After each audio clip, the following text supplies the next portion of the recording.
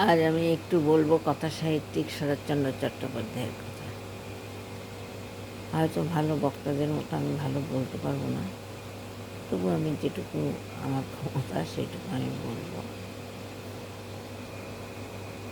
শরৎচন্দ্র চট্টোপাধ্যায় মানুষের সঙ্গে, সাধারণ মানুষের সঙ্গে এমন, আমার মনে হয় এমন গভীরভাবে মিশেছে, যাদের অন্তরের কথাটা ভালো বুঝতে পেরেছেন এবং সেটাই প্রকাশ করেছেন তার লেখার মধ্যে। এবং অনেক গল্পই আছে প্রাণ ছুঁয়ে যায়, তার বেশিরভাগ গল্পটাই প্রাণ ছুঁয়ে যাওয়ার মতো। বিখ্যাত সব উপন্যাস তিনি লিখেছেন, তবে আমার সবথেকে ভালো লেগেছে অভাগীর স্বর্গ।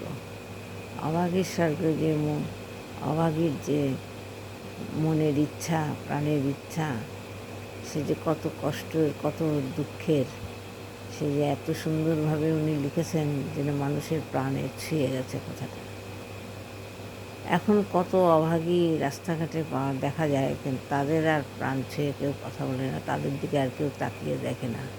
তাদের সুযোগের সদ্ব্যবহার করে সবাই, দুর্বলতার, সুযোগের না, তাদের দুর্বলতার সদ্ব্যবহার করার চেষ্টা করে সবাই।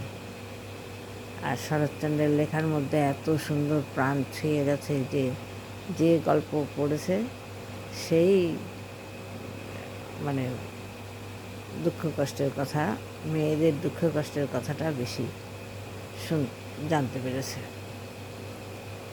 শরৎচন্দ্র চট্টোপাধ্যায় তো বেশি অসহায় মেয়েদের কথাই লিখে গেছেন।